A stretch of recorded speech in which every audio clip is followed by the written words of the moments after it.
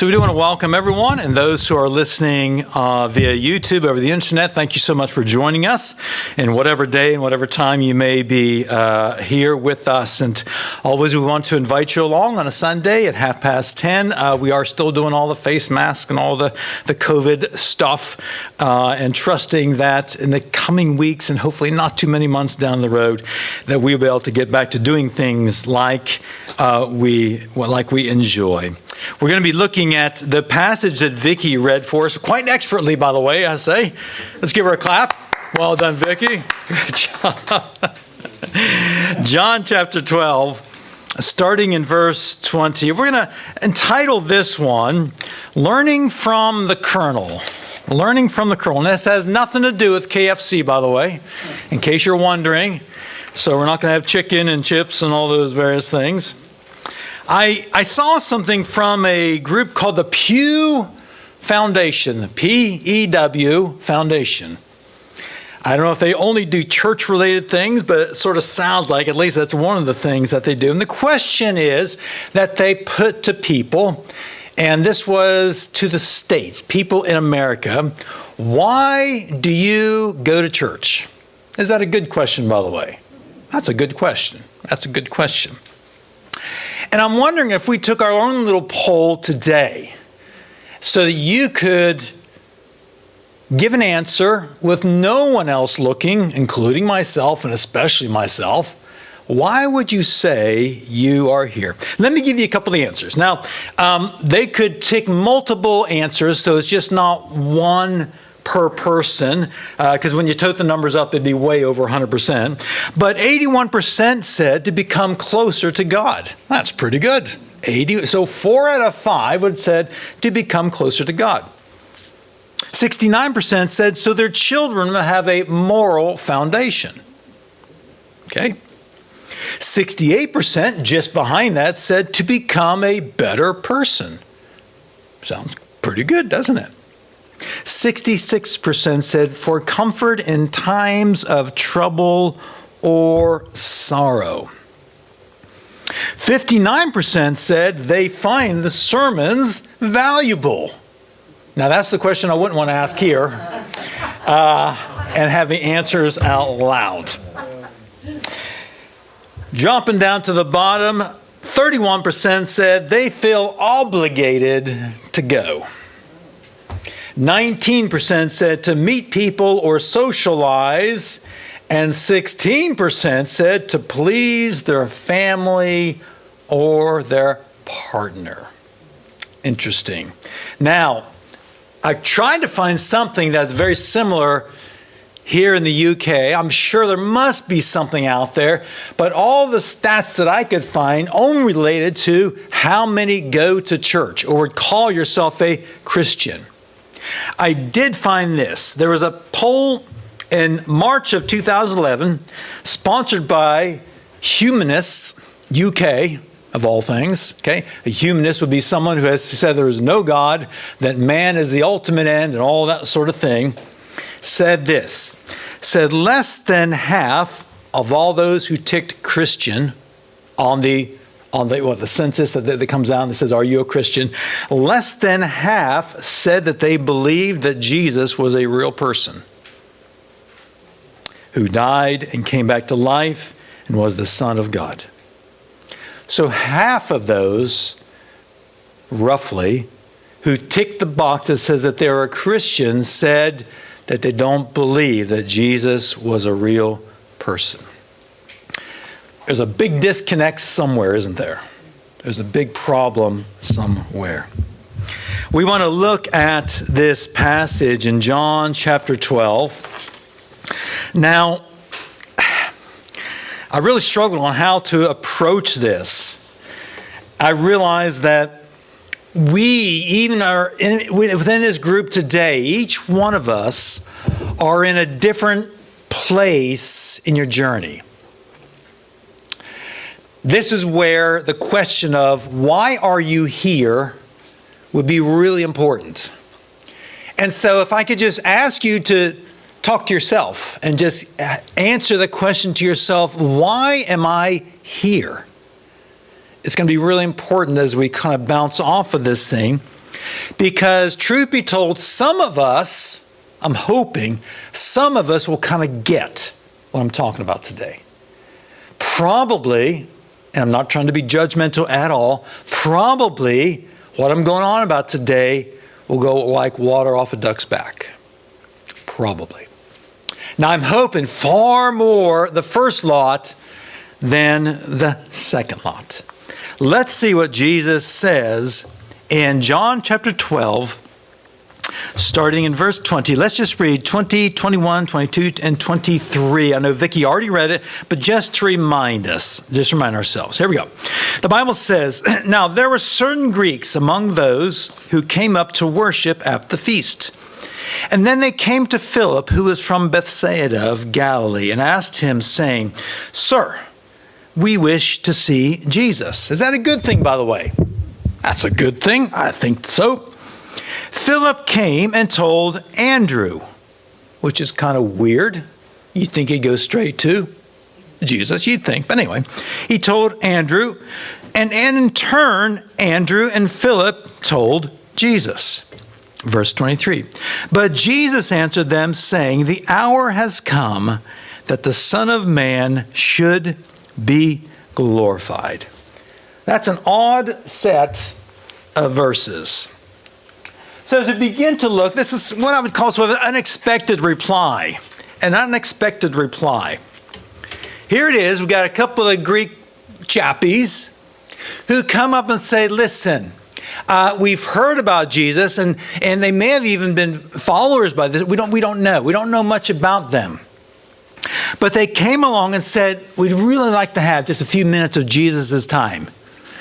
They told this to Philip, who then said, "Right, I'm going to go to Andrew." And together they came to Jesus and said, "Jesus, there's a couple of blokes right over there, and they'd just like to have a word with you if that's okay." Now, you would have thought Jesus would have said one of two things, or maybe three. He could have said, what? Sure, okay. He could have said, no, don't really have time. Maybe he could have said, possibly we could schedule something a little bit later. Jesus didn't say any of those. But what did he say? He said something incredibly interesting. He said, "The hour has come that the Son of Man should be glorified." I find it interesting that Jesus rarely answers the questions that people ask. The reason is that he says things that people need to hear, not necessarily that they want to hear. And you find that again and again and again and again. God gives us what we need rather than what we want. Now, if what we want is what we need, then the two come together, and that's lovely. Isn't that a nice thing? That's a nice thing. But the great news is this, is that God knows exactly what you need, and he will give you what you need. If you need trouble, God will give you trouble. If you need testings in your life, God will give you testings in your life. If you need comfort, God will give you comfort.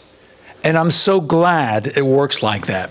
Because truth be told, if God gave me everything that I wanted, I reckon I'd be in quite a mess by this point. Two Greeks wanted to speak with him, and everything that Jesus spoke, he spoke on purpose. He spoke on purpose. He said this. He said, "The time has come for the Son of Man to be glorified." Now, what does that mean? What does that mean? Son of Man to be glorified. Now, looking in context, almost assuredly, Jesus is speaking of the time when he's going to go to the cross. Well, wait a minute. Jesus going to the cross to be glorified. I don't get how that works. If you were there and you heard Jesus say that, what would you think? Now, the problem is you know the story. Okay? Try to erase the story from your mind. Picture yourself there in that crowd with those two Greek chappies interested in talking to Jesus. Philip and Andrew are there with Jesus, saying, Jesus, there's a couple of blokes over there. They want to have a word. But then Jesus says something way off the cuff. It's time for the Son of Man to be glorified. And you're there, and you're Andrew or you're Philip. What would come into your mind, do you think Jesus would be on about? What do you think? Praise him. Glorify him. Yeah, okay. Yeah. Maybe.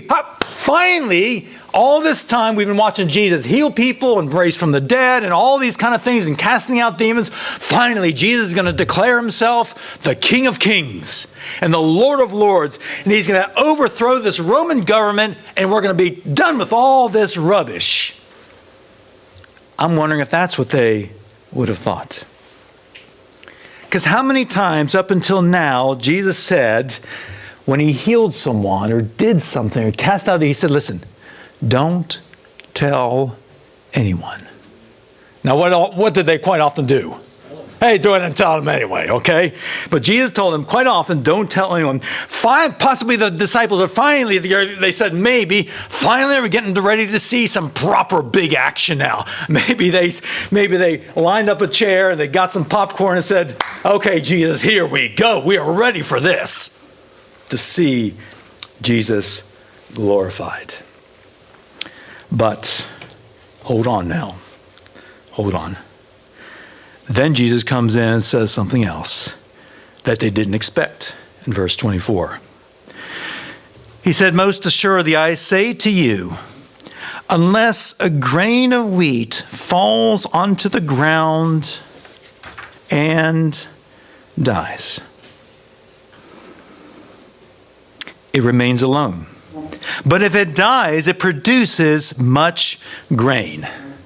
Now, I could imagine there's Andrew and there's Philip sat down in their nice comfy chairs with a popcorn in one hand and, I don't know, whatever, something else in the other hand, ready for the big show. And Jesus says, unless a kernel of wheat falls into the ground and dies. Now, wait, hold on now. A kernel of wheat. A grain of wheat. Now, here's the thing. A grain of wheat or a kernel of wheat isn't much by itself. Now, I learned more about wheat this week, than I've known about in my entire life. Anyone seen wheat fields? You've seen wheat fields, okay? Now, driving in the West, in America, you would drive by and these massive fields. I mean, it's flat as you can see, as far as you can see these wheat fields. And as the wind blows, it'd be like waves on the ocean. It would just do that sort of thing. And it's such a massive thing. I never really went up and actually picked up one and took a good hard look at it. And there's all kinds of stuff there out on the internet you could check out about wheat. But that bit that Jesus is talking about is not the stalk. It's that head, and all those little bits on that head, that's the kernel of wheat. And that's like the seed that you can actually put into the ground and grow wheat from that seed. And I tried to figure out a few things about it. Here we go. Follow along with me on this. I tried to ask and find out, how much does that grain of wheat weigh? How much does it weigh? Yeah, not much. Well, I pulled out my engineering hat and I found out how much about a grain of sugar weighs. And then they said, well, this one. So it's about 42 grains of sugar for 1 grain of wheat. Now, a grain of sugar ain't much. You put 42 of them together, that's about a grain of wheat. And that ain't much. But what really surprised me was this. To take 1 loaf of bread, just 1 loaf of bread, it takes about 11,500 kernels of wheat. 11,500. They grind it down, get the flour and all, get rid of the whatever. If you keep all the whatever and keep it healthy, then it's a little bit more bulk there. So that kernel of seed, that little bit right there, that little kernel, that little grain of seed has everything needed to grow a stalk of wheat. So if you were to plant that one seed in the ground and it'd grow, you'd get about 50 kernels as a result of growing that one little seed. So the one little seed by itself isn't very much. So if you take that one little kernel, put it on a shelf and say, I'll get to that later, that'll be my tea for later, I promise you ain't going to be very satisfied by having that one grain. Okay? But if you're to take that, as Jesus said, and you're to plant it in the ground and you water it and then it would grow, you could get 50 times what sat on that shelf. So here's what Jesus, I believe, is trying to get at. He said there's a lot of planted potential. A lot of planted potential within that one grain. But then if you think about it, if you take those 50 grains and you plant those, then what do you get? How many? Anyone quick with math? 2,500. Well done. Now we're not going to go any further than that because I have no idea. Okay? We're going to get 2,500. Out of that one, you plant the 50, then each one of them produces 50, 2,500. So planted potential. You can grow and produce so much. And as Philip and Andrew were there in their nice, comfortable chairs, popcorn on one hand, drink on the other hand, just watching for the show, I'm sure they were scratching their head trying to figure out what in the world Jesus was on. Now, they liked the glorified bit. That's a nice word.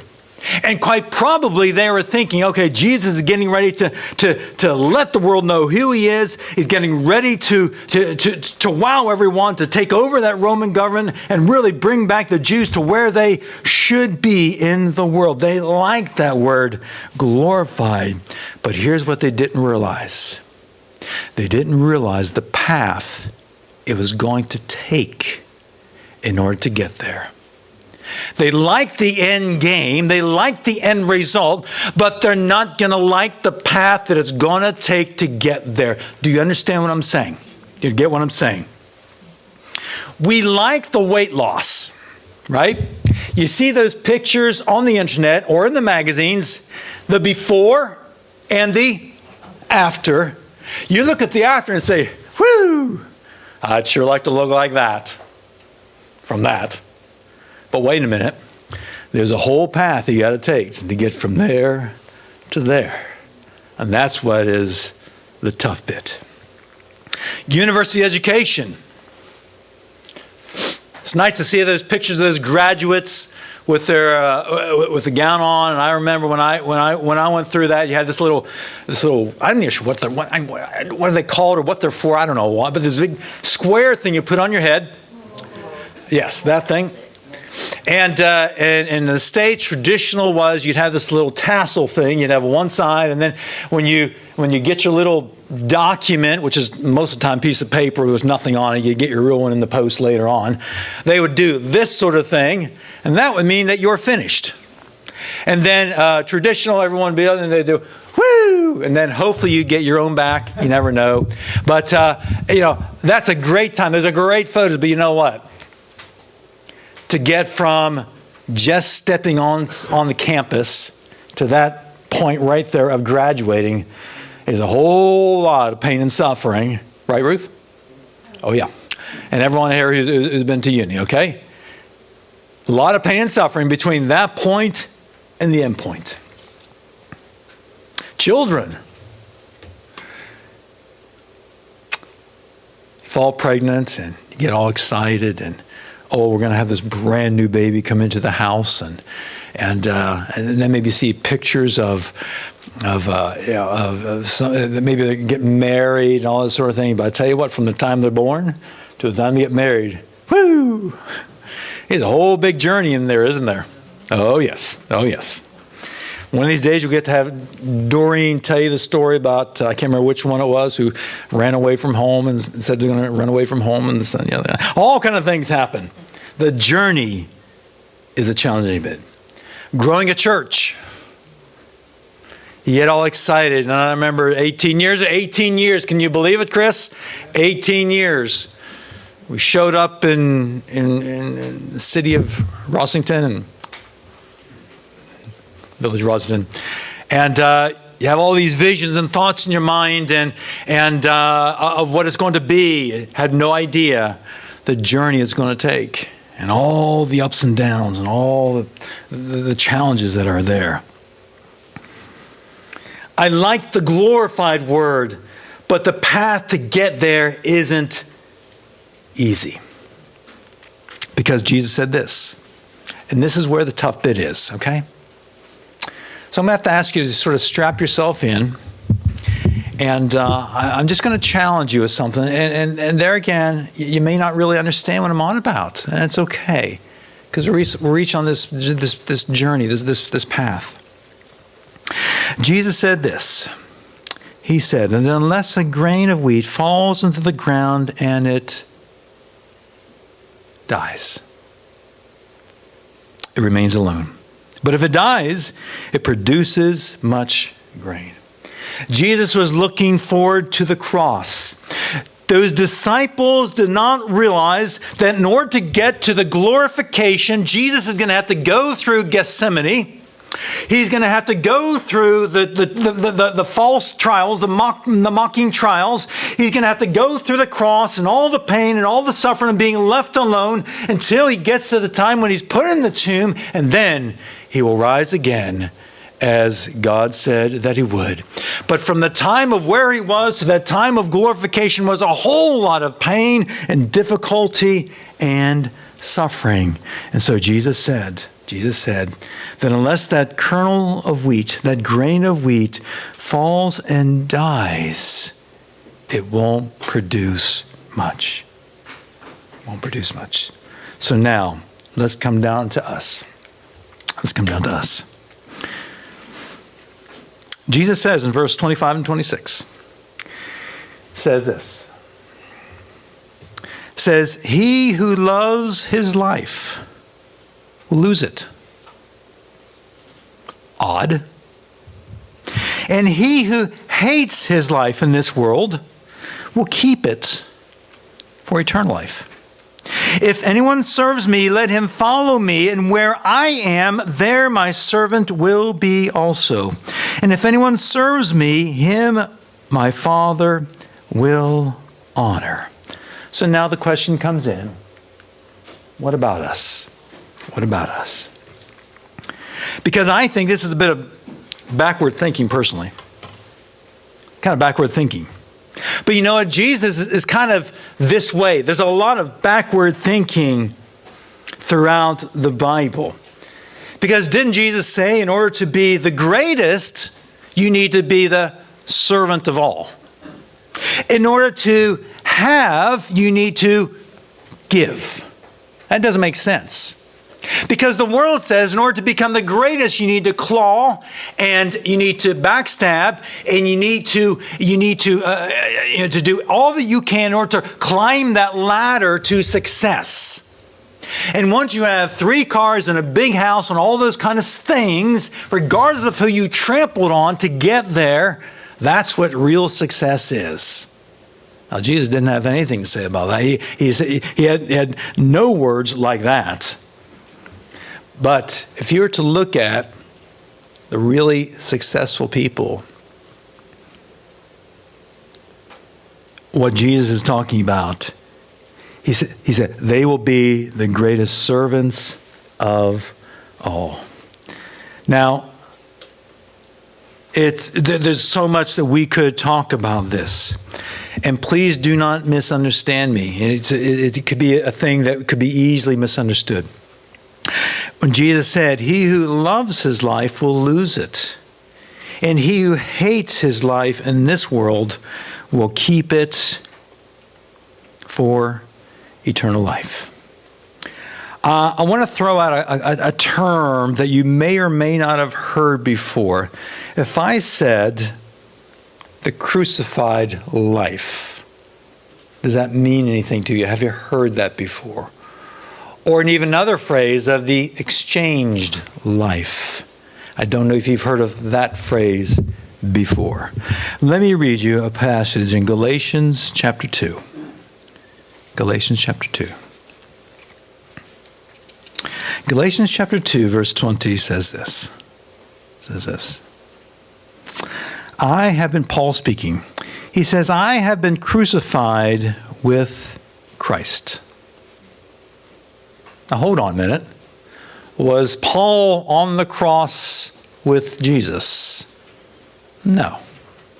But he does say, I've been crucified with Christ.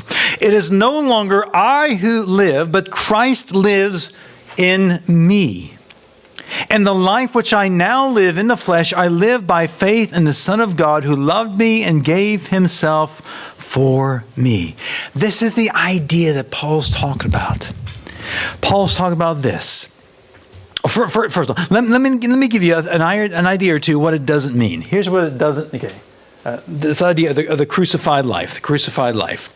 Here's what it doesn't mean. Hopefully, okay, doesn't mean. Number one, it doesn't mean that all fun ceases. All right, this is the idea that's popular. Well, if I become a serious believer, if I really want God to be working in my life, if I want to be full on fire for God, then that means all fun, I've got to surrender. And I'm not allowed to have fun. Have to walk around like I'm chewing lemons all day long. And I'm not allowed to laugh. I'm not allowed to smile. As a matter of fact, what was it? Oh, I could tell you about my garage roof story. I'm not going to do that because it'd take about an hour. Audrey and Eddie came walking by, and they saw me in my nice dress-up duds fixing the roof on the garage and da-da-da-da-da. Well, I took a delivery of some boards to try and sort the garage roof. And the delivery chappie, we got to chatting with a bit. Oh, of course, the question is, so why are you here? Where are you from? Da-da-da. So I'm a pastor of a church. And you seem quite happy. You like to have a bit of fun? I said, yeah. Well, so here's this idea that if you're a Christian, or certainly if you're a vicar, you need to walk around with a frump on your face all the time. That is not the way it is. Matter of fact, I think Christians have a reason to be the happy. I'm not talking about over the top weird, but I'm talking about a joy. I'm talking about a confidence of who God is. It doesn't mean that all fun ceases.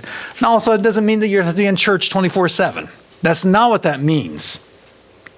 However, it does mean this. It does mean this. It does mean this, that everyone is on a journey, and each one of us are on different stages of our journey. And I think the key that I want to get across is this, is that Christianity transforms from what I do, try to understand me, from what I do to who I am. That's why I said this for a long time. It comes down to our identity. How do we see ourselves? Often people who have medical problems kind of tie into this. Let me explain what I mean. It's a very different issue. Now, I'll use Doreen as an example just because I know she won't get upset with me. Doreen could say, and what word could I pick? She could say, I am a cripple because of my legs. She doesn't look at the challenges that she faces in that way. She does not identify herself as I don't even like the word cripple, but you know what I mean. Whatever nice word there is for that. She deals with the problem that she deals with in an incredibly positive way. And yes, it's painful, it's difficult, it's not, let it get her down. She does not identify with the issue. Do you understand what I'm saying? That is not what her life is wrapped around. She says, I am a believer in Jesus Christ. I'm a follower of Jesus. And she serves all that she can. It just so happens that she has to deal with this issue. But her whole life is not wrapped around it. She does not identify with that. Does that make sense? Does that make sense? So for us to understand even a beginning stage of what Paul is talking about, this thing about the crucified life, this thing about that we need to die to self, die to sort of who we are in ourselves and take on the life of Jesus, we need to first understand that Jesus needs to be the center of our lives. And it does not mean that your family becomes nothing.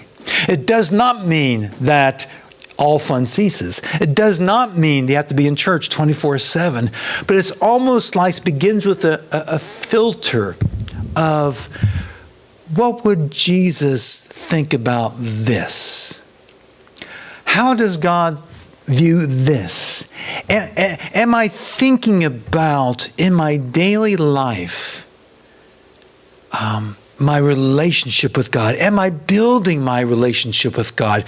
Am I reading Scripture? Am I doing things in order to grow my life? Am I learning things? Am I challenging myself? Am I allowing other people to challenge me? Do I get upset when other people challenge me?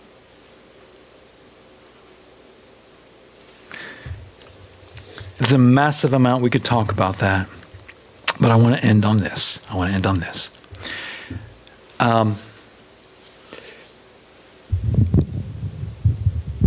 To be able to have a life where, you know what, stuff happens to all of us.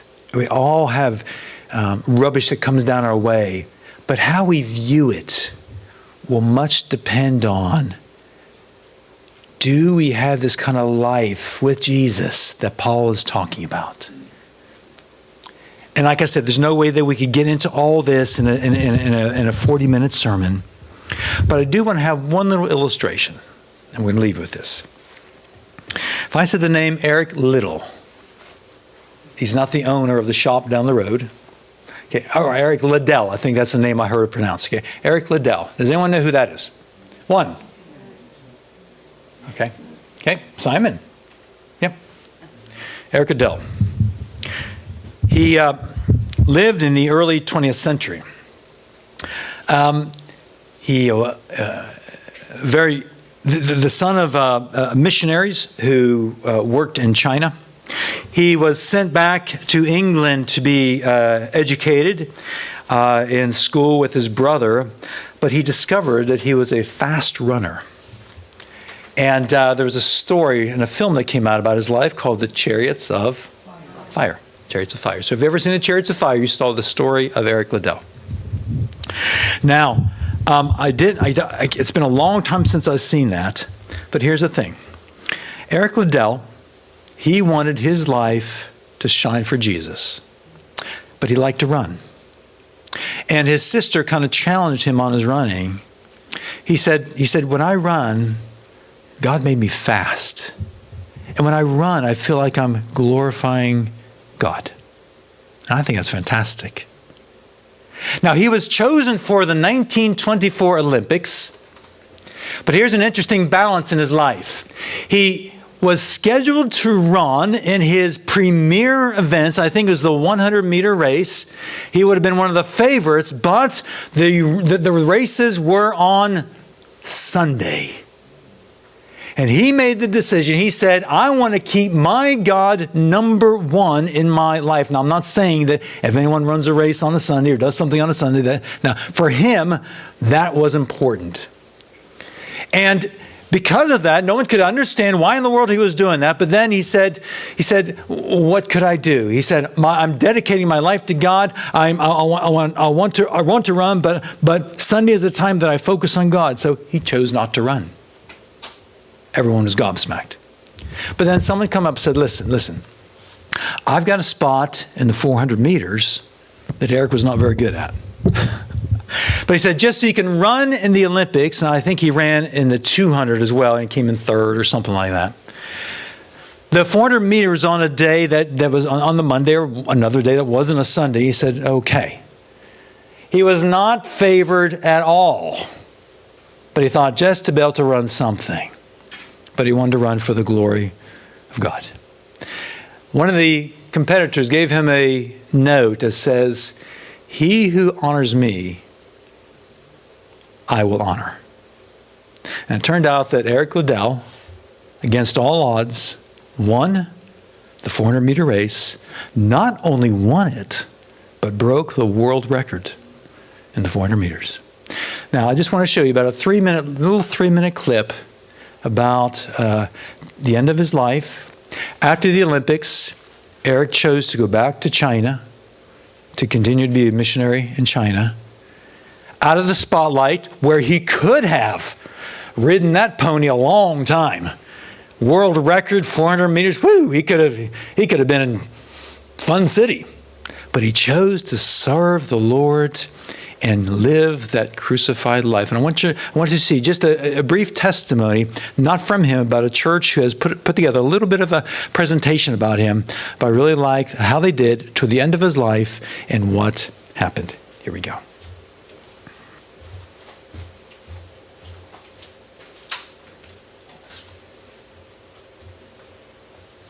On the 7th of December, Japan bombed Pearl Harbor and America declared war on the Japanese.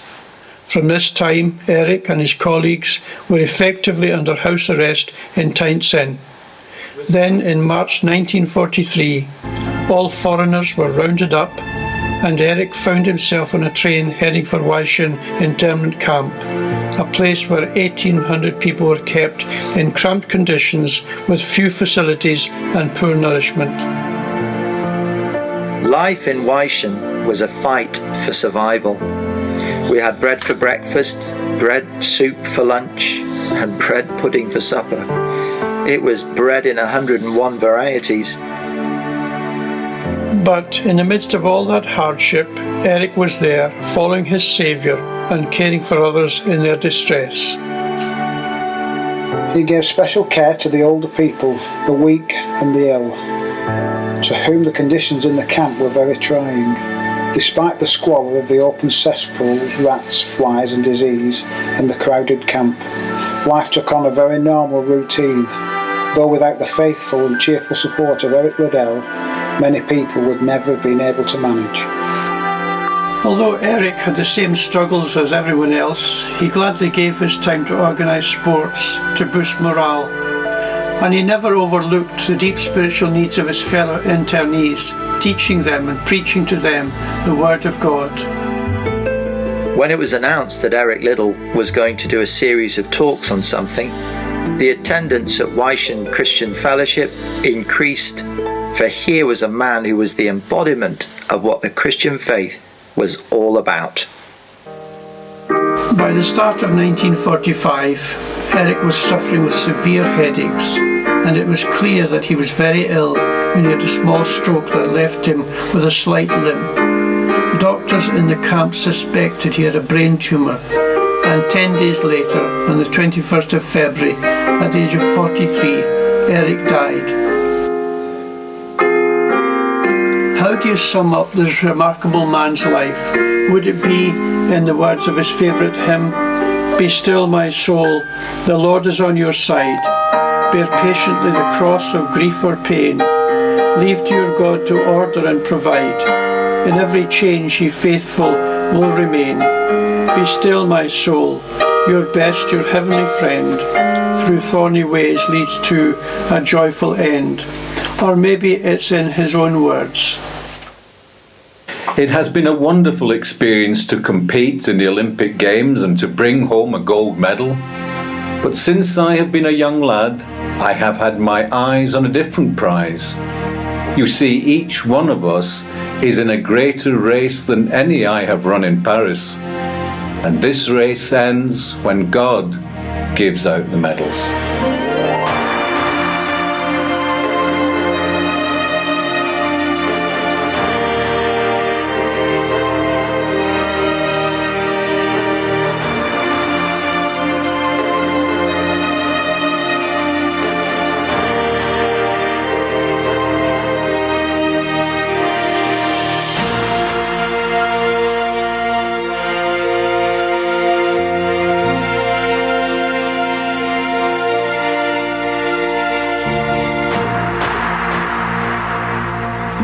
As we face a brand new year, and all what testings and all different things may come our way.